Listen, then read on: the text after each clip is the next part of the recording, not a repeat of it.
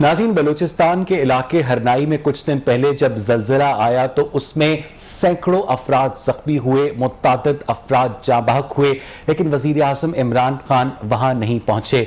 कल जब डॉक्टर अब्दुल कदीर खान की वफात हुई तो भी वज़ीर आज़म इमरान खान वहां पर मौजूद नहीं थे। और आज जब 11 अक्टूबर को पाकिस्तान भर के तालीमी इदारे 100% हाजिरी के साथ खुले तो एक सिंबॉलिक इंपॉर्टेंस थी एक हेड ऑफ द स्टेट के लिए कि अगर वो किसी स्कूल में जाते, अपने बच्चों का हौसला बढ़ाते तो पता चलता कि हमने कोरोना की चौथी लहर का दिलजमी के साथ मुकाबला किया है। लेकिन वजीर आजम इमरान खान वहां पर भी मौजूद नहीं थे। इस पॉलिटिकल क्रिटिक को एक साइड पर रखते हुए अगर हम वापस कोरोना की सूरत हाल पर बात करें तो इस वक्त भी पाकिस्तान में कोरोना के हमले जारी हैं। पिछले 24 घंटों में 28 अफराद लुकमाए अजल बने। ये जो फिगर होता है ना 28, ये कोई फिगर नहीं होता। 28 के पीछे 28 खानदानों की सिस्कियां होती हैं, आहो बुका होती है। और हम रोज ये फिगर सुन सुन के अपने आप को सेंसिटाइज कर लेते हैं। इसलिए हमें चाहिए कि हम इनके पीछे दर्द भरी दास्तानों को महसूस करें। अब भी इन्फेक्शन रेट 2.43% है, लेकिन सवाल ये पैदा होता है कि अगर अब पाकिस्तान का मुआशरा, पाकिस्तान के स्कूल्स नॉर्मलाइजेशन की जानिब लौट रहे हैं तो वो नॉर्मलाइजेशन कितनी देर तक सस्टेन करेगी। पाकिस्तान के स्कूल्स में, कॉलेजेस में, यूनिवर्सिटीज में क्या कोरोना एसओपीज पर अमल दरामद किया जा रहा है? क्या स्कूल्स के अंदर, कॉलेजेस और यूनिवर्सिटीज के अंदर तलबा का जो हर्ज हुआ है इस कोरोना की वेव्स की वजह से, उसको किस तरह से कॉम्पनसेट किया जाएगा? और क्या मजीद तिब्बी उमूर हैं जिनके ऊपर अभी भी हमें कॉन्टेम्पलेट करने की जरूरत है? इस पर आज के प्रोग्राम में मैं बात करना चाहूंगा। मेरे साथ आज एक बहुत जबरदस्त पैनल मौजूद है। मोहतरम राना लियाकत साहब हमारे साथ मौजूद है, जनरल सेक्रेटरी हैं पंजाब टीचर्स यूनियन के। मोहतरम रज़ा रहमान साहब हैं, सदर हैं serving schools and colleges association के। और हमें मोहतरम डॉक्टर अब्दुल रहमान चट्टा ने ज्वाइन किया। डॉक्टर साहब वेलकम टू द शो।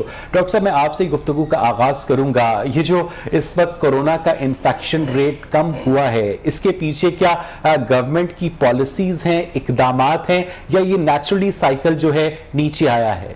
बिस्मिल्लाहिर्रहमानिर्रहीम। थैंक यू सो मच जी। सबसे पहले तो for having me on the show. मैं आपसे एक सवाल करना चाहूँगा कि गवर्नमेंट की कौन सी पॉलिसियाँ ऐसी कि जिसकी वजह से ये रेट कम हुआ होगा? आपको क्या लगता है? इसका जवाब यह है कि गवर्नमेंट ये दावा करती है कि हमारी पॉलिसीज को हू ने सराहा, हमारी पॉलिसीज के ऊपर दुनिया ने हमारी तारीफ की। हमारा जो स्मार्ट लॉकडाउन था वो इतना जबरदस्त था कि किसी को नजर भी नहीं आता था और रिजल्ट्स प्रोड्यूस करता था, वगैरह वगैरह वगैरह।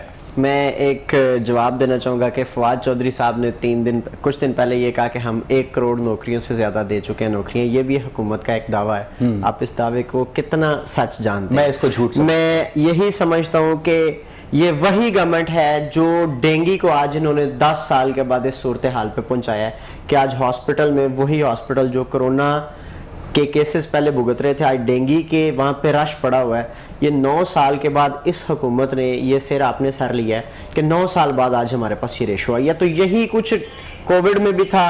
अल्लाह का मैं समझता हूँ कि कोई खास करम ज़रूर हुआ पाकिस्तान पे कि हमने बगैर कोई एहतियात किए, बगैर कोई बहुत लंबी चौड़ी एहतियातों के, अल्लाह ताला ने हमें बहुत बड़े नुकसान। लेकिन 27,000 जाने तो फिर भी गई ना।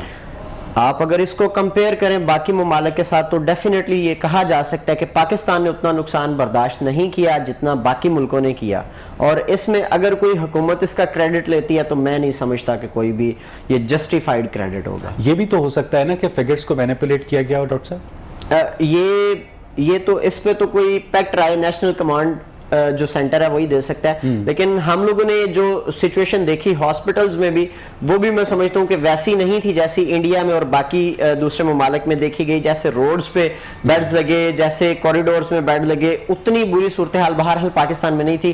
और अगर इसका कोई सेहरा कोई गवर्नमेंट लेती है, कोई पोलिटिकल पार्टी लेती है, तो मैं ये समझता हूँ कि ये ऐसे ही है जैसे अगले आने वाले 8 से 10 दिन के बाद आप डेंगू की सूरत हाल खुद देख लीजिएगा। ये वही इनके बुलंदो बांग दावे जो इन्होंने कोविड के दिनों में किए थे, डेंगू उसका सारा कुछ खोल के कच्चा छटा आपके सामने। लेकिन गवर्नमेंट ऑफ पंजाब तो ये कहती है कि हमने डेंगू की फंड्स एलोकेशन के अंदर इजाफा किया है शहबाज शरीफ दौर की निस्बत। तो वो फंड्स किधर गए डॉक्टर साहब? देखें जी, पैसों में इजाफा किया है, ये किया है, वो किया है, व्हाटएवर इन्होंने जो भी किया, हमें ग्राउंड पे कुछ भी होता नजर नहीं आ रहा। बिल्कुल ठीक है, मैं आपके पास आऊंगा इसके ऊपर। रज़ा रहमान साहब, मुझे आप बताइएगा कि इस वक्त पाकिस्तान के जो तलबा हैं वो एक तवील अरसे के बाद, एक तवील ब्रेक के के बाद 100% हाजिरी के साथ वो इस वक्त स्कूल्स, कॉलेजेस, यूनिवर्सिटीज़ में गए हैं। आप क्या समझते हैं कि ये जो पीरियड है ये सस्टेन करेगा या दोबारा से इस तालीमी निज़ाम में तातुल का खदशा है? रज़ा साहब। बिस्मिल्लाहिर्रहमानिर्रहीम। Awais, thank you very much. देखें, अल्लाह का बड़ा शुक्र हुआ कि पाकिस्तान का जो एक इन्फेक्शियस रेट है वो नीचे आया और आज स्कूल जो हैं पहला दिन है कि पूरे मुकम्मल अपनी आबोताब के साथ खुल गए हैं और आज तकरीबन स्कूलों में मुकम्मल हाज़िरी थी और अल्लाह करे कि अब ये सिलसिला चलता रहे। पहले भी आपको पता है जब फर्स्ट वेव आई, सेकंड, थर्ड और फोर्थ, इन तमाम वेव्स में बहुत बड़ी वजह जो हम खुद थे और उसको फैलाने में और उसको आगे बढ़ाने में हमारे लोगों ने चूँकि SOPs का ख्याल नहीं रखा और इसकी केयर नहीं की, तो उसकी वजह से मैं समझता हूँ कि स्कूल्स को भी बार बार बंद करना पड़ा, अदारों को भी बंद करना पड़ा और बच्चों को ये इतना लंबा 1.5 साल का लर्निंग लॉस बर्दाश्त करना पड़ा। अल्लाह करे कि लर्निंग लॉस को कवर कैसे किया जाए रज़ा साहब? जी सर, अब लर्निंग लॉस को कवर करना एक बहुत बड़ा चैलेंज होगा हमारे लिए। देखें, जब बच्चे पिछले 1.5 साल से घर हैं तो बच्चों को अब आदत हो गई है कि वो काम ना करें, उनके माइंड डल हो गए हैं, वो अपनी चॉइस का काम करना चाहते हैं, वो फोमो का शिकार हैं, वो डोपामिन रश का शिकार हैं। बच्चे बहुत सारी जो हमारी आप कह लीजिए कि साइकोलॉजिकल प्रॉब्लम्स हैं उसका भी शिकार हो चुके हैं। अब बच्चों को बहुत ज़्यादा फिक्र ये होती है, बहुत बड़ी तादाद के बच्चों को, कि हमने अपना सोशल मीडिया चेक करना है, हमने गेम्स खेलनी है, हमने अपने मोबाइल पे कुछ खेलना है या करना है या कोई एक्टिविटी करनी है, बजाय इसके कि वो किताबों की तरफ तवज्जो दें, बजाय इसके कि वो अपने लेसन्स की तरफ तवज्जो दें। आप समझते हैं वो डाइवर्टेड हैं कोरोना की छुट्टियों के बाद तलबा वापस स्कूलों में आए हैं, कॉलेजेस में आए हैं, तो उन्हें अपने साथ मोबाइल गैजेट्स लाने की इजाजत नहीं होनी चाहिए क्लासरूम में या सिक्योरिटी पॉइंट ऑफ व्यू से होनी चाहिए? रज़ा साहब। सर नहीं, गैजेट्स तो लाने की इजाज़त नहीं होनी चाहिए, बल्कि टीचर्स को भी हम अलाउ नहीं करते कि वो अपने साथ गैजेट्स लेके आएँ या मोबाइल्स लेके आएँ। गो कि हम एक नए दौर में जाना चाहते हैं, गो कि हम चाहते हैं कि आने वाले दौर में ऑनलाइन लर्निंग के ऊपर शिफ्ट कर दिया जाए तमाम चीज़ों को और LMS का इस्तेमाल किया जाए। लेकिन अभी ये अलाउ करना बच्चों को कि वो मोबाइल यूज़ करें, मैं समझता हूँ कि स्क्रीन टाइम बच्चों का रिड्यूस करना चाहिए। मैं वापस आपकी जानिब आऊंगा। मेरे साथ इस वक्त टेलीफोन लाइन पर मियां नवीद मौजूद हैं, डिप्टी ब्यूरो चीफ हैं लाहौर रंग के। नवीद, आपको मेरी आवाज आ रही है? जी नवीद, अभी हमारी डॉक्टर अब्दुल रहमान चट्ठा से बात हो रही थी तो डॉक्टर अब्दुल रहमान ने ये दावा किया कि ये जो कोरोना की 4th वेव में कमी आई है इसके पीछे गवर्नमेंट के किसी किस्म के इकदामात नहीं हैं, ये सिर्फ और सिर्फ एक नेचुरल साइकिल है जिसकी वजह से कमी आई है, क्योंकि अगर गवर्नमेंट सीरियस होती तो डेंगू के केसेस में इजाफा ना होता। आप डॉक्टर अब्दुल रहमान की राय से इत्तफाक करते हैं नवीद? जी बिल्कुल, वैसे जो है वो 100% ये दुरुस्त बात है कि गवर्नमेंट की जानब से जो कोई इकदाम इतने खास नजर नहीं आए। मास्क लगाए और उसके साथ साथ जो है अब तो सरकारी अस्पतालों में डेंगू और कोरोना के मरीज करते ही एक वार्ड में जो है वो आम मरीज भी एक वार्ड में जो मुतलक है जो है इसके ऊपर खबरें भी चला चुका हूँ कि हर सरकारी अस्पताल की इमरजेंसी वार्ड में आम मरीज भी हैं, डेंगू के मरीज भी हैं, उसके साथ साथ जो है कोरोना, डेंगू और आम मरीजों को आइसोलेट नहीं किया गया सरकारी अस्पतालों में नवीद? जी बिल्कुल, अब तो मामूल बन चुका है ना कि उनको आइसोलेट नहीं किया गया, बल्कि एक जगह भी जो कोरोना का मरीज होता है, शुरू में जरूर ये हुआ कि कोरोना का मरीज अलग कर दिया जाता था और बाकी मरीजों को अलग कर दिया जाता था, इतनी स्पेस ही नहीं थी। अब तो सूरत में ये बता दो कि अब कोरोना से ज्यादा तो डेंगू के मरीज जो है वो ज्यादा है। कल रात ना कल कुछ डाटा था उसमें डेंगू के मरीज ज्यादा थे, जो कन्फर्म मरीज थे, कोरोना के मरीज कम थे। और यही अस्पतालों में सूरत हाल है। अगर अस्पतालों में सूरत हाल की बात करें तो मरीजों को एक जगह पे इकट्ठे रखा गया, तो आप ऐसा चीज का भी अमल नहीं किया जाता। पहले मास्क कहा जाता था, अब तो अस्पतालों के अंदर बगैर मास्क के लोग फिर रहे हैं, तो एक मामूल बन चुका है जिसके ऊपर गवर्नमेंट हमेशा ये कहती है कि जब कोरोना खत्म होता है तो वो अपना क्रेडिट ले लेती है। एनसीओसी की जानिब से, जी हाँ, एनसीओसी की जानिब से जिन SOPs का बार बार इतलाक किया जाता है, उसका ऐलान किया जाता है, जो तंबीह की जाती है, वो खुद गवर्नमेंट के अपने अस्पतालों के अंदर उन SOPs पर अमल दरामद नहीं हो रहा नवीद? मैं कह रहा हूँ कि जब कोरोना खत्म होता है तो गवर्नमेंट अपना कैरेक्टर ले लेती है, आपने SOPs पर अमल दरामद कराया, आपने, और जब बढ़ता है तो लोगों का कसूर होता है। पब्लिक में डाल दिया जाता है कि उसके ऊपर SOP के ऊपर अमल दरामद किया, बात नहीं डाला। तो ये तकरीबन पिछले 2 सालों से ऐसे सिलसिला चल रहा है। कभी हुकूमत अपना कैरेक्टर लेती है, फट जाता है तो गवर्नमेंट इनके शहरियों के ऊपर डाल देती है। तो ये सारा अपना कैरेक्टर लेने की बात है, इस तरह का सिलसिला चल रहा है। लेकिन मुकम्मल तौर पर मैं समझता हूँ कि इस वक्त ये तो नवीद वही बात होगी ना कि मौलवी साहब के तावीज से औलाद नरीना हुई और अगर ना हुई तो मुरीद के गुनाहों का कसूर है। बिल्कुल आपके सामने है।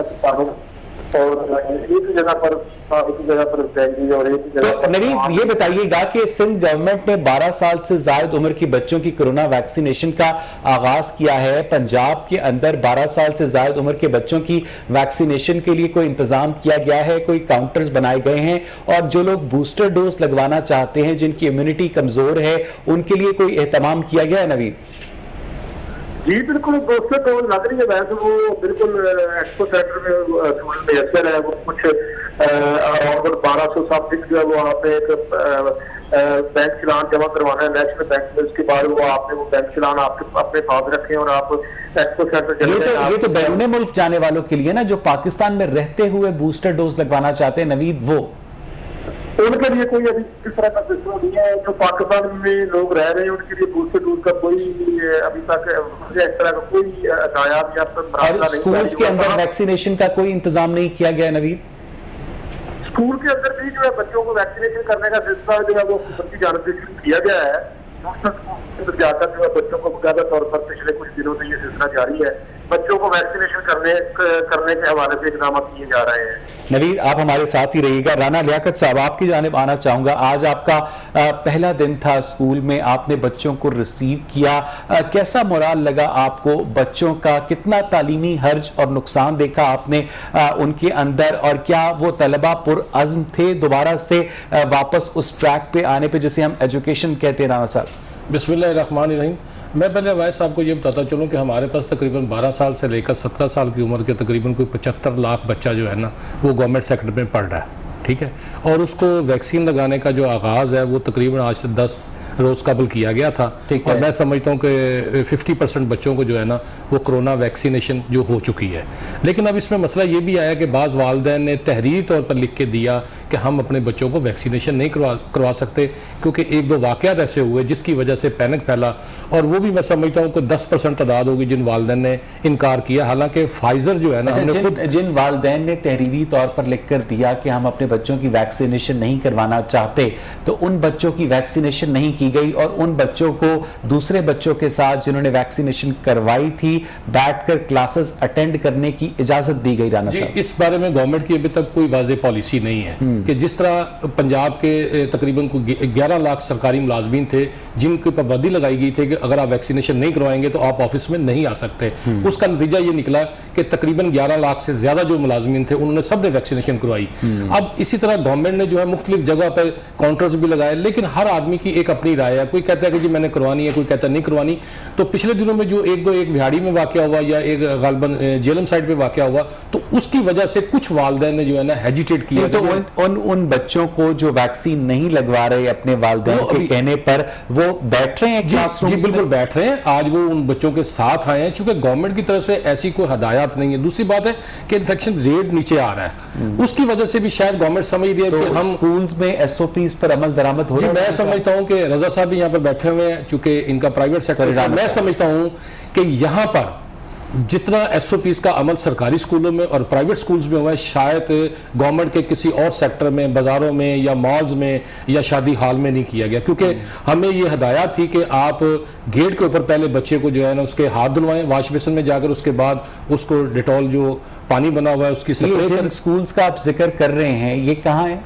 ये लाहौर में, ये पूरे पंजाब में। मेरी गुनाहगार आंखों ने आज सुबह कुछ स्कूल्स देखे। मैंने अपनी बेटी को सुबह स्कूल ड्रॉप किया। वो एक बड़ा महंगा निजी स्कूल है, उसके साथ ये गवर्नमेंट का स्कूल है। वहां पर एक बच्चों की भीड़ थी जो कि पुराने तौर तरीकों की तरह रश कर रही थी गेट पर। कोई वहां गेट पर मौजूद भी नहीं था। राना साहब, ये भारत रोड का स्कूल है, गेट के अंदर वॉश बेसिन जब बच्चा एंटर होता है स्कूल क्लासरूम के पास, वहां पर हमने उसके लिए बाकायदा अरेंज किया हुआ था, और अब भी वो अरेंज है।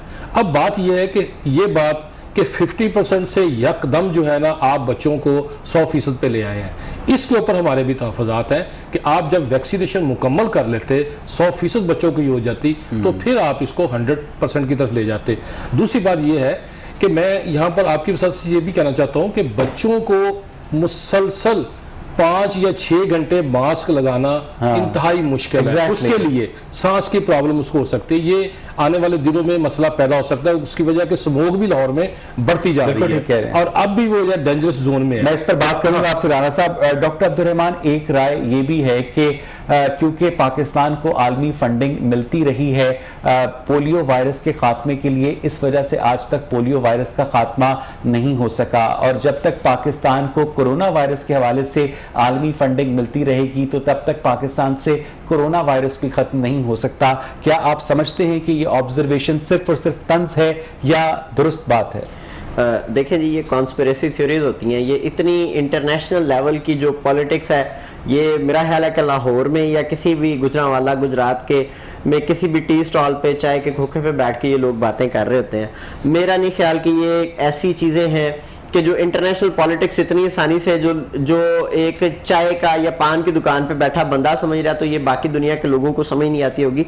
ये बिल्कुल एक फजूल चीज़ें हैं। पूरी दुनिया में कहीं पे ये चीज़ें ख़त्म नहीं हुई। अगर कोविड है तो ये अमेरिका में कंट्रोल उस तरह से अभी तक नहीं हुआ, यूरोपियन जो कंट्रीज हैं वहाँ पे उस तरह से कंट्रोल नहीं हुआ, तो पाकिस्तान में अगर ये कंट्रोल नहीं हुआ तो हम इसको इस तरह की कॉन्स्पिरेसीज में अगर लेके जाते हैं तो मेरा ख्याल है ये कम इल्मी के अलावा और कुछ भी नहीं। कोरोना की मौजूदगी अपनी जगह पर है, उससे तो इनकार नहीं है, लेकिन कोरोना फंड्स के अंदर जो खुर्द-पुर्द है, जो पाकिस्तान की ब्यूरोक्रेसी का मिजाज है। लॉकडाउन के दिनों में मैंने अपनी आंखों के सामने एक पुलिस हवलदार को 8 मरले का बहरिया टाउन में प्लॉट खरीदते देखा।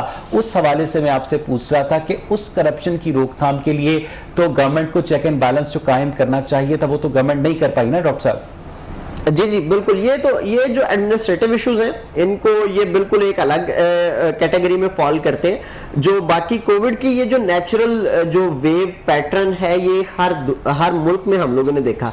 हाँ, लेकिन एक बात मैं पहले भी बहुत सारे टॉक शोज में कर चुका हूँ कि कोविड के दिनों में, कोरोना के दिनों में बहुत सारे लोगों की दिहाड़ियां लगी हैं और बहुत सारे लोगों ने इस अल्लाह के इस अजाब को अपने लिए रहमत समझ के इससे अपनी नस्लें सवारी तो नहीं, खैर अल्टीमेटली तो ऐसा रिस्क नस्लें तबाह ही करता है। तो ऐसे लोगों को ये जो हुकूमत जो एक करप्शन के खात्मे का मिशन लेके आई थी, इन्होंने कुछ भी नहीं किया, बल्कि उन सारी चीज़ों के रेट्स ही बढ़ाए हैं। जो पहले कम रेट्स पे हो जाते थे काम, अब वो रेट्स उनके थोड़े हाई कर दिए इस गवर्नमेंट ने, और तो इन्होंने कुछ भी नहीं किया। ठीक है रिजा साहब, आप क्या समझते हैं कि तलबा जो इस वक्त कोरोना की वेव से लड़ते हुए तालीमी इदारों के अंदर पहुंचे हैं, उन्होंने जो एग्जाम्स दिए उन्हें बगैर एग्जाम्स के प्रमोट किया गया, उनसे कम पेपर्स लिए गए, क्या उनका जो तालीमी हर्ज है, जो एजुकेशनल डेफिसिट है, वो पूरा हो पाएगा अगले 1-1.5-2 सालों में?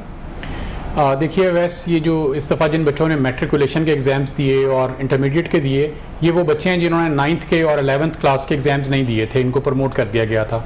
और उसके बाद फिर आखिर पे ये हुआ कि गवर्नमेंट ने भरपूर कोशिश की कि इनके एग्ज़ाम्स ना लिए जाएँ, और उसके बाद फिर ये प्राइवेट सेक्टर ने, सर्विंग स्कूल्स ने, मैंने बहुत सारी जगहों पे ये बात की कि बच्चों को किसी भी सूरत में एग्जाम्स के बगैर आगे प्रमोट नहीं करना चाहिए, बल्कि गवर्नमेंट स्कूल्स के जो प्रिंसिपल साहबान थे, राना साहब की भी ये राय थी, कई चैनल्स पे ये मेरे साथ थे, तो यही राय थी कि बच्चों के एग्जाम्स लेना बहुत ज़रूरी है।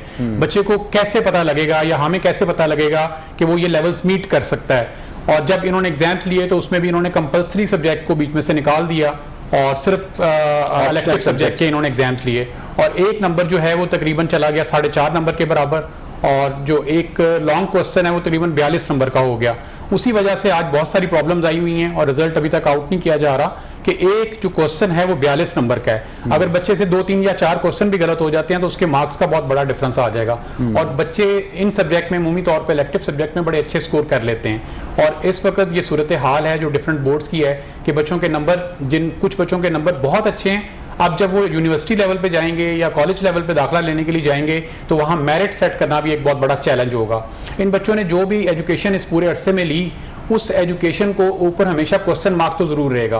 देखें ये बच्चे वो नहीं हैं जिन्होंने अपनी पूरा पोटेंशियल आपको दिखाया। ये भी पॉसिबिलिटी है ना रिजा साहब कि दोबारा से कोरोना की 5th वेव अटैक करे, दोबारा से जो फिजिकल क्लासेस हैं उनमें तातुल आए, दोबारा से तलबा को ऑनलाइन क्लासेस पे जाना पड़े, तो ये जो फ्लक्चुएशन आती रहेगी, on school of school, on school of school, इस पर काबू पाने के लिए कोई स्मार्ट मेथड नहीं हो सकता रिजा साहब?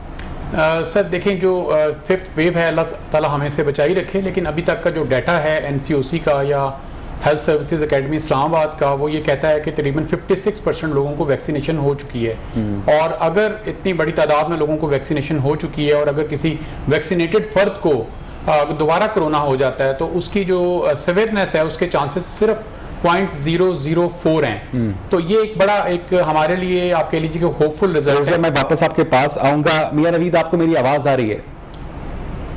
नवीद, ये बताइएगा कि इस वक्त पाकिस्तान की कितनी फीसद आबादी है जिसे कोरोना वैक्सीनेशन कर दी गई है? जी बिल्कुल, इसके ऊपर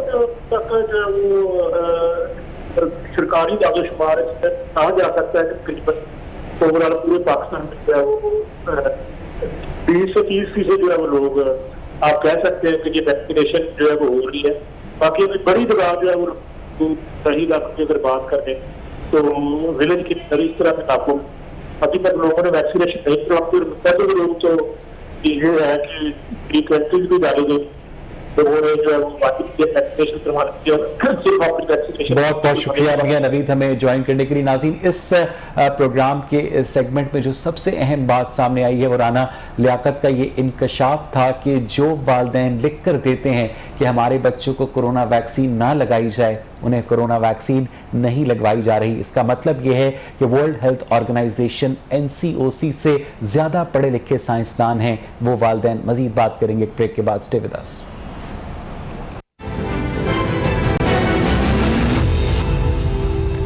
वेलकम बैक नाज़रीन। ब्रेक से पहले हम बात कर रहे थे कोरोना वायरस की सूरत हाल से, क्योंकि पाकिस्तान के अंदर तालीमी इदारे खुल चुके हैं। राना लियाकत साहब, आप क्या समझते हैं कि जिस तरह से ये इल्ज़ामात आयद किए जाते हैं कि मेडिकल के शोबे में कोरोना फंड्स को मिस अप्रोप्रिएट किया गया, क्या तालीमी इदारों में भी इस तरह की शिकायत या ऑब्जर्वेशन सामने आई है? राना साहब जी बिल्कुल, आप बोर्ड्स देख लें कि उन्होंने फीस तो पूरे 8 मज़ामीन की ली है, लेकिन पेपर उन्होंने 3 लिए हैं, कहीं 4 लिए हैं। और पिछले साल तो ये हुआ था कि फीस ले ली लेकिन एग्जाम भी कंडक्ट नहीं हुआ।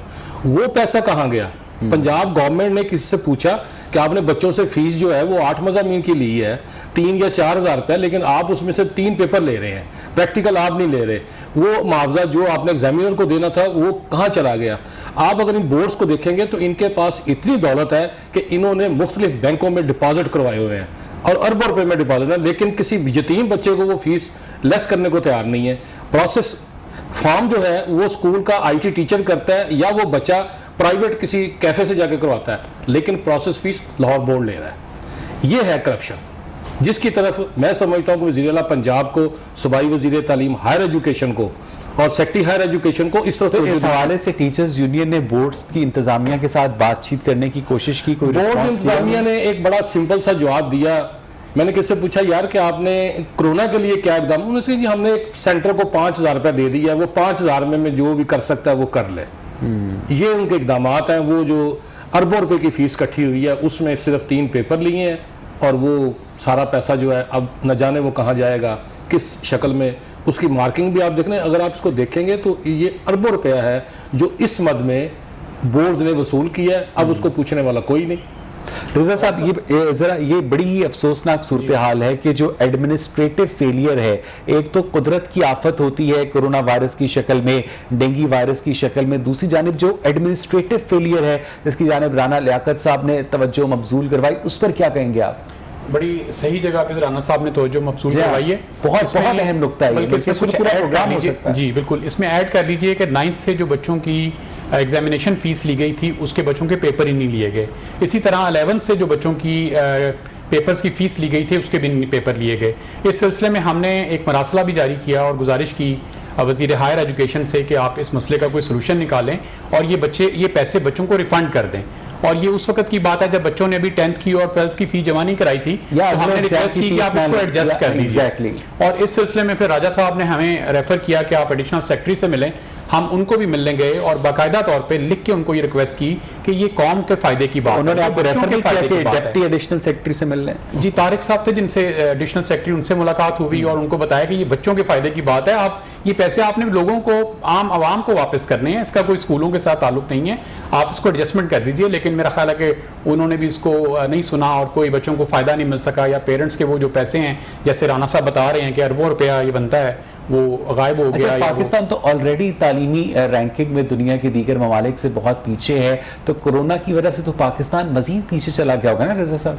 सर देखें, जो ये पिछला 1.5 साल जिस तरह से मिनिस्ट्रीज ने मैनेज किया है बच्चों को और ख़ास करके बच्चों की एजुकेशन को, आप समझते हैं कि इससे बेहतर तरीके से मैनेज हो सकता सर था? बहुत बेहतर तरीके से मैनेज हो सकता था। देखें, इसमें चंद चीज़ें हैं, उसी के ऊपर अगर गौर कर लिया जाए, अगर फ़र्ज़ करें कि गवर्नमेंट कहती है कि जी आप ऑनलाइन एजुकेशन दे दें, तो ऑनलाइन एक एंड ये था कि जी आप बच्चों को ऑनलाइन एजुकेशन दें, और दूसरा एंड ये था कि ऑनलाइन एजुकेशन के लिए जो टूल इस्तेमाल किए जाते हैं उस पर 240% ड्यूटी आयद कर दी गई।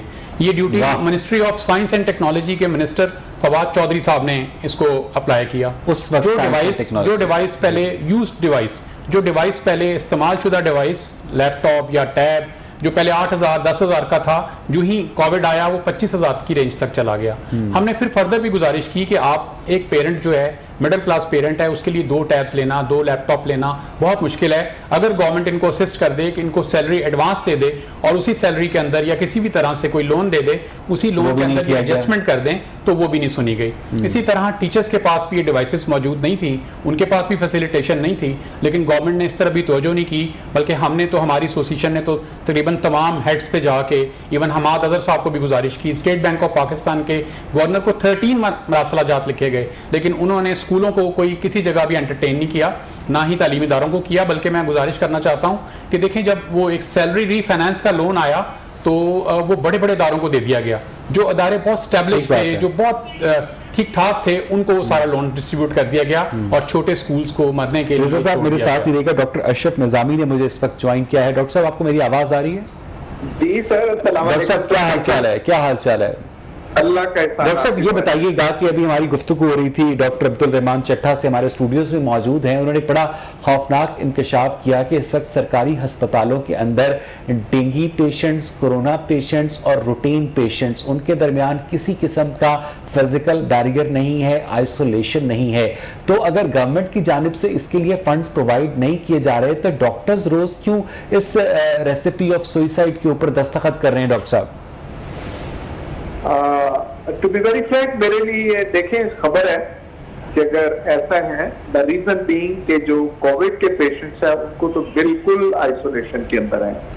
As per as I know कि मेयो हॉस्पिटल के अंदर स्पेशलाइज्ड वार्ड है, वहां पे रखे हुए हैं।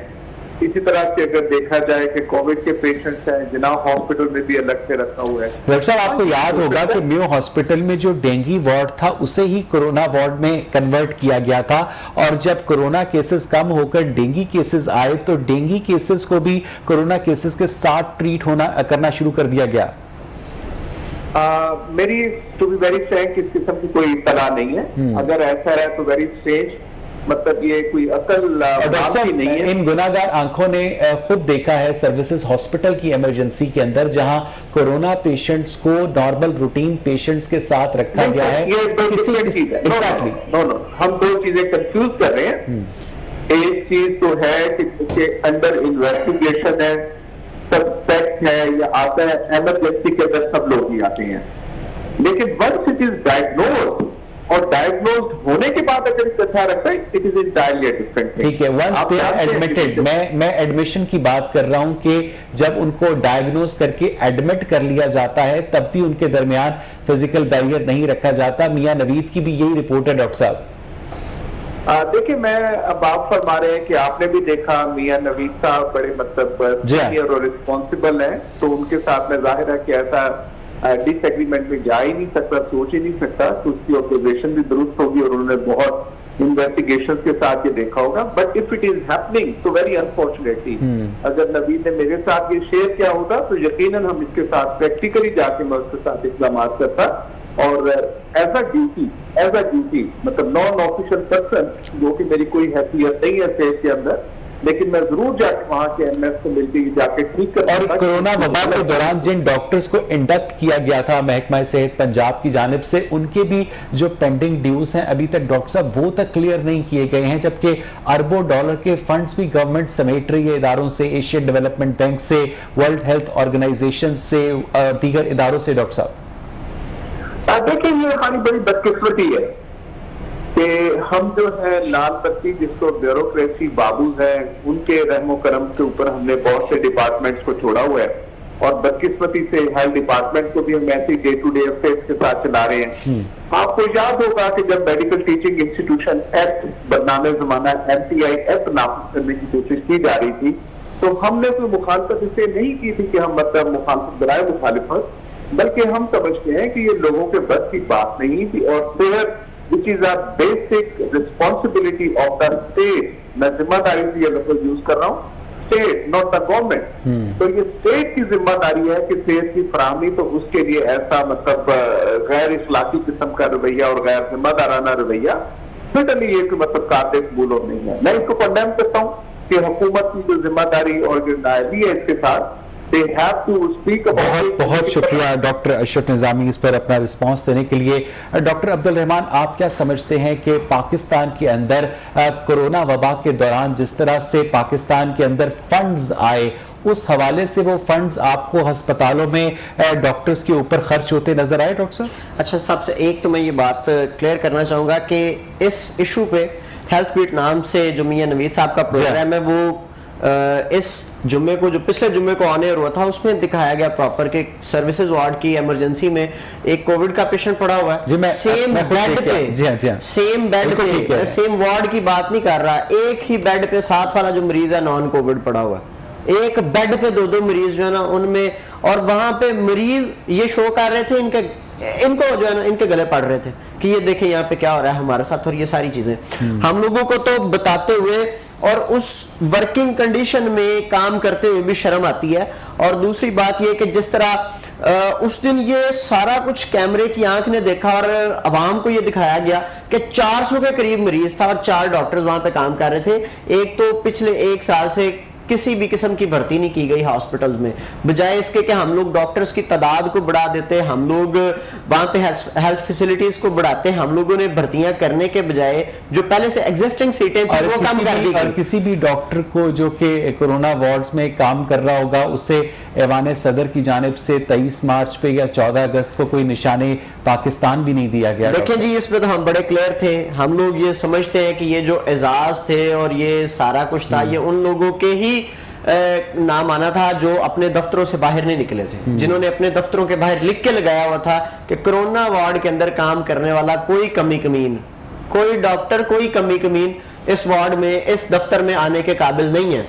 ठीक है जी, कोरोना पे हम लोगों ने अपनी जानें दी, कुर्बानियां दी, सारा कुछ किया। उस सब के बाद जो डॉक्टर्स के साथ जो रवैया था, इसका एक मुंह बोलता सबूत वो 17 दिन का धरना था, जिसमें पहले 8 दिन हमारा भूख हड़ताल कैंप चला और हमें किसी बंदे ने कोई लिफ्ट नहीं करवाई, बिल्कुल नहीं पूछा गया। और उसके बाद अगले मजीद 9 दिन रमजान की वजह से हमें वही भूख हड़ताल कैंप धरने में कन्वर्ट करना पड़ा। आपका 17 दिन का धरना कहाँ, 126 दिन का धरना कहाँ, कोई मुकाबला तो नहीं बनता। मेरी बात सुनिए, ये वो 17 दिन थे जब हम लोगों ने स्पेशलाइज्ड हेल्थ केयर के अंदर सेक्रेटरी के दफ्तर के बाहर धरना दिया। इसको इंटरनेशनल मीडिया ने कवरेज दी, इसको BBC कवर कर रहा था, इसको हर बंदा, जितने इंटरनेशनल चैनल से उन्होंने कवर किया कि ये पाकिस्तान में ये सूरत हाल हो रही है। अच्छा, डॉक्टर साहब, आप जो गवर्नमेंट के सेक्टर में काम करने वाले डॉक्टर्स हैं, वो अपनी फैसिलिटीज के लिए, तनख्वाहों के लिए, मराद के लिए धरने देते हैं, और ये कोई नई बात नहीं है। मैंने कभी एयरपोर्ट सिक्योरिटी फोर्स के एहलकारों को धरना देते नहीं देखा, मैंने कभी एंटी नारकोटिक्स फोर्स के एहलकारों को भी धरना देते नहीं देखा। कस्टम्स हो गए, पुलिस हो गए, इंटेलिजेंस ब्यूरो हो गए, इन सब की सैलरीज टाइम पर आ जाती हैं, मराद टाइम पर आ जाती, सिर्फ आप लोगों की नहीं आती, क्यों डॉक्टर साहब? देखिए, हमारे हाथ में डंडा नहीं है, हमारे हाथ में डंडा नहीं है। मैं एक बात मैं यही सुनना चाहता था, प्लीज कंटिन्यू। जो कोरोना के नाम पे इन्होंने डॉक्टर्स भर्ती किए थे ना, जो कोरोना कंसल्टेंट्स इन्होंने भर्ती किए थे, ये 4-4 महीने इन्होंने उनको तनख्वाहें नहीं दी। मेरी पे नहीं आई इस महीने, मेरे अस्पताल के डॉक्टर्स की 4-4 महीने से पे नहीं आई। ठीक है, मुझे ये बताएं कि जिस दिन मेरा या मेरे बाकी डॉक्टर्स का सब्र का पैमाना लबरेज होगा, हम क्या उस दिन रोड पे नहीं आएंगे?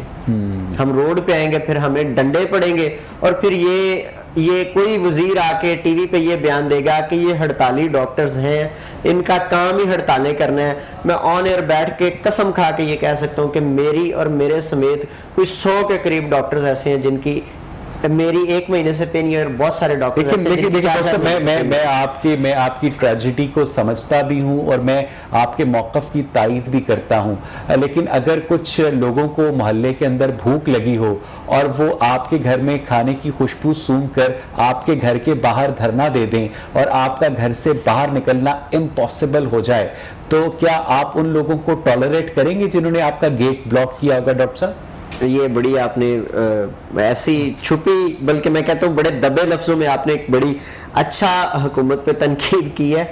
हम क्या कर सकते हैं? और हमें जब मजबूर किया जाता है, एक डॉक्टर साहब ऐसी थी जिनके पिछले 5 महीने से सैलरी नहीं आई हुई थी, ठीक है। जब ये चीज़ें हद से बढ़ती हैं, फिर ये चीज़ें रोड पे आती हैं, एजिटेशन रोड पे नज़र आती है। जब ये एजिटेशन रोड पे नज़र आती है, एक ऐसी ही एजिटेशन आपको 5 तारीख को नजर आई होगी इस्लामाबाद में, जिसमें बदतरीन रियासती तशद्दुद किया गया, डॉक्टर्स पे बाजू तोड़े गए, पसलियां टूटी, हेड इंजरीज हुई हैं। एक डॉक्टर अली रजा हैं हमारे KPK के YDA के हैं, मैं खिराज तहसीन पेश कर। जब आप लफ्ज़ रियासती तशद्दुद इस्तेमाल करते हैं तो ये वही रियासती तशद्दुद है जो श्रीनगर में भी होता है? देखें, मैं एक बहुत बड़ी, इतनी बड़ी स्टेटमेंट तो नहीं देना चाहूँगा।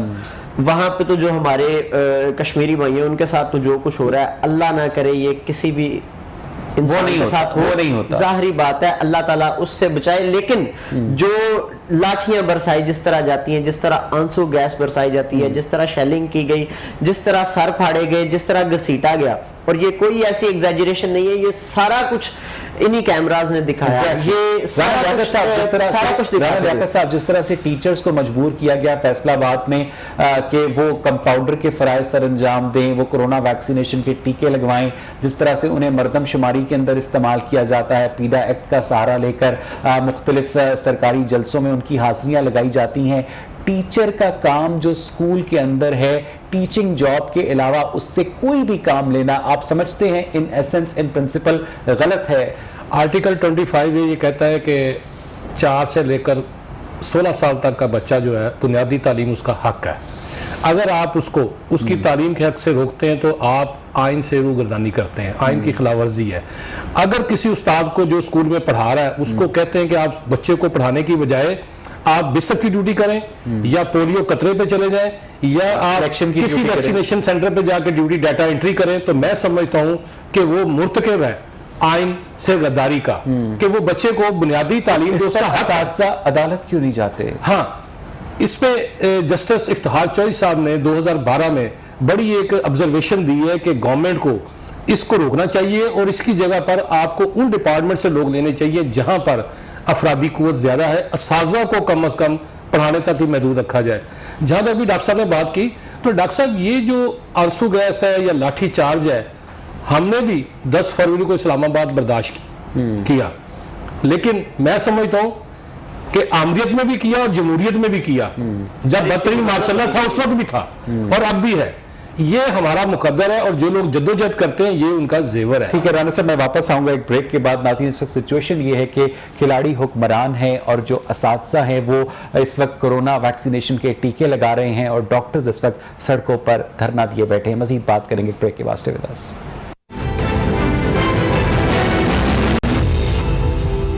वेलकम बैक नाज़रीन। ब्रेक से पहले हम बात कर रहे थे पोस्ट कोरोना वर्ल्ड में, उस पोस्ट कोरोना वर्ल्ड में जो कि इस वक्त तालीमी इदारों के अंदर है। रिजा साहब, खुदा ना खास्ता अगर कोरोना की 5वीं वेव आती है, तलबा को दोबारा से घर जाना पड़ता है, ऑनलाइन क्लासेस के ऊपर आना पड़ता है, तो पिछले 4 वेव्स के दौरान हमने जो तजुर्बात हासिल किए हैं उनको किस तरह से हम अप्लाई कर सकते हैं उस सिचुएशन में? देखिए सर, अगर फिफ्थ वेव खुदा ना खास्ता आती है तो मैं समझता हूँ कि स्कूल्स को फिर भी बंद नहीं किया जाना चाहिए। पिछली 4 वेव्स में, जी सर देखें, पिछली 4 वेव्स में स्कूल को बार बार बंद करके जो बच्चों की ब्रेन डेवलपमेंट को जो नुकसान पहुंचाया गया है वो पहले ही अनरिकवरेबल है। और इस वक्त बच्चे इस कंडीशन में हैं कि वो अपनी लर्निंग लॉसेस की तरफ, रिकवरी की तरफ जाने के लिए भी तैयार नहीं है। बच्चे तो चाहते हैं हम पढ़े ही ना, उनका तो स्कूल आने को दिल ही नहीं करता। इस वक्त स्टेटस ये है कि बच्चे जब भी स्कूल आते हैं बड़ी मुश्किल से आते हैं, वालिदैन भी बताते हैं आके कि बच्चों को स्कूल आने में दिक्कत पेश आ रही है, वो खुश होकर नहीं आते हैं, वो उनका टीम कॉम्बिनेशन नहीं बन रहा, वो स्कूल में आके भी टीचर के साथ भी आप कह लेंगे जूम आउट रहते हैं, यानी जोन आउट रहते हैं। जोन आउट से मुराद ये है कि बच्चे आपसे लेक्चर ले रहे हैं कुछ अर्से के लिए, आप एक उस्ताद भी हैं और उस्ताद से बड़ा नफ्सियात दान कोई नहीं होता। आप क्या समझते हैं कि जब एक बच्चा स्कूल जाने से हिचकिचाता है तो कहीं ना कहीं उस्ताद की शख्सियत में कोई कमी होती है? आप क्या समझते हैं कि बच्चे क्लास के अंदर खेल रहे होते हैं, आपस में गपशप लगा रहे होते हैं, जैसे टीचर क्लास के अंदर दाखिल होता है तो उनके चेहरे लटक क्यों जाते हैं? उन बच्चों के चेहरे पर खुशी क्यों नहीं आती अपने टीचर को देख के? राना साहब, अच्छा, इसमें मैं समझता हूँ कि हम जो टीचर अब भर्ती कर रहे हैं कि वो लोग जो किसी शोबे में नहीं जा सकते वो टीचर बन जाते हैं, वो टीचर बन जाते हैं। बात है। अब मैं समझता हूँ कि जब तक उस्ताद की नफ्सियात उसको ना पढ़ाई जाए, मैं समझता हूँ कि वो बेहतरीन टीचर नहीं बन सकता। अब जहाँ तक आपका सवाल है कि बच्चे, ये डॉक्टर साहब ने जिस तरह फरमाया कि जब बच्चा 1.5 या 2.25 साल इस तरह रहेगा तो उसकी एक हैबिट बन जाएगी, उसमें वो चीज़ अभी तक बच्चों में वो नहीं आ रही सीरियसनेस के, वो तालीम अभी भी उनके ज़हन में कि शायद अगले हफ्ते या 2 हफ्ते के बाद स्कूल फिर बंद हो जाने हैं। सही बात है, यानी कि ये, और फिर एक सबसे बड़ा अलमिया ये है कि मुझे खतरा है कि हमारे जो बच्चे इन दिनों में एग्जाम देकर पास होने के बाद जा रहे हैं, कल को ये किसी जॉब के लिए अगर जाते हैं तो इनका जब इंटरव्यू होगा तो चाहे इनके जितने मर्जी अच्छे नंबर हैं, कहा जाएगा अच्छा ये वो सेशन है कोरोना वाला। ये भी एक हमारे बच्चों को काउंसलिंग की जरूरत है कि हम अपने बच्चों को बताएं कि बेटा आप असल सवाल गोल कर गए हैं। उस्ताद जब क्लास में दाखिल होता है तो बच्चों के चेहरे पे मुस्कुराहट गायब क्यों हो जाती है? मुस्कुराहट मैं समझता हूँ कि अब जो है बच्चा वो उस्ताद से ज्यादा तेज है। अच्छा, वो समझता है कि उस्ताद भी अगर आया है तो इसने अपना काम करना है और हमने अपना काम करना है। पहले ये होता था कि हम बच्चे को उसके इश्यूज को लेकर चलते थे कि बेटा आपके साथ ये प्रॉब्लम है, आए उसको हल करते हैं, आपके पेरेंट्स को मिलते हैं या आपके किसी बड़े को मिलते हैं। राना साहब जवाब नहीं दे रहे आज आप, लेकिन के चेहरे से मुस्कुराहट गायब क्यों हो जाती है? मुस्कुराहट तो देखिए, मुस्कुराहट तो लगता है जैसे उसको किसी ने जबरदस्ती श्रीनगर में धकेल दिया हो। क्यों? ये तो देखें हमारे मुआशरे का भी अलमिया है कि हम जो भी काम करते हैं जबरदस्ती करते हैं, ठीक, प्यार और मोहब्बत से जो है या दिल से करने को जाता है, वो प्राइवेट सेक्टर हो चाहे सरकारी सेक्टर हो। मुझे डॉक्टर अब्दुल रहमान ये बताइएगा कि आपने बहुत ही अफसोसनाक सिचुएशन का जिक्र किया कि डॉक्टर्स को कोरोना वेव में भी सैलरी नहीं मिली, आपको भी सैलरी नहीं मिली, गुजारा कैसे करते हैं? मैनेज कर रहे हैं जी, बस क्या करें। उधार मतलब मुझे ये बताएं हमारे पास सेकंड ऑप्शन क्या है, हम क्या करें इसके अलावा?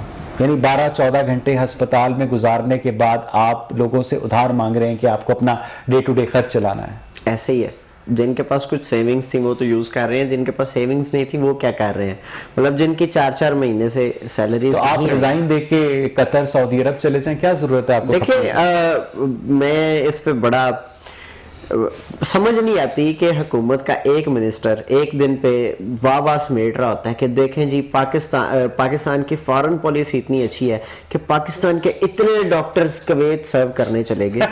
ब्रेन ड्रेन की बात कर रहा हूँ। और एक हमारा वजीर आके कहता है पाकिस्तान के डॉक्टर्स की मिडिल ईस्ट में और दूसरे ममालिक में डिग्री पे सवाल उठने लगे थे, इसलिए हमने इन पे एक नया एग्जाम मुसल्लत कर दिया। अगले दिन हमारा रहमान। नाज़रीन, आज के प्रोग्राम के बाद मेरी डॉक्टर से बात हुई, टीचर से बात हुई, सहाफ़ियों से बात हुई, तो आसानी से कहा जा सकता है कि मट्टी की मोहब्बत में हम आशुफ्ता सरों ने वो कर्ज उतारे हैं जो वाजिब भी नहीं थे। शुक्रिया।